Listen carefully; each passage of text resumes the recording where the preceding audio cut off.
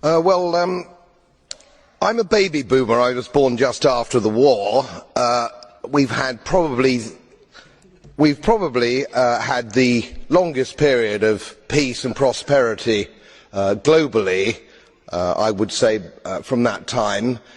I've put a little bit of modest money away so I can hand something down to my family when I pass on, largely because I've never spent more money than I've earned, and I've been prudent, and I've worked moderately hard.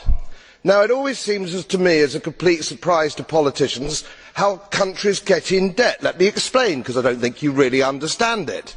It's because politicians consistently spend more money than they raise in taxation, more money than they can possibly raise in taxation, most of which, in point of fact, they actually waste.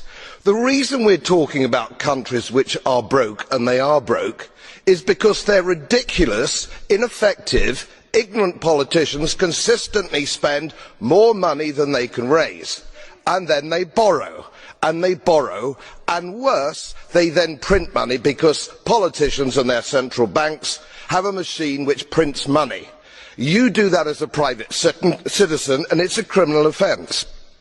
You would go to prison for doing that, and politicians and their central banks do it all the time.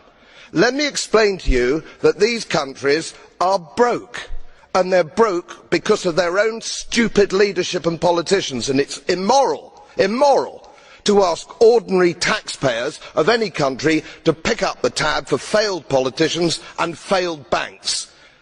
They are defaulted, they're broke. For God's sake, let's all of us admit it.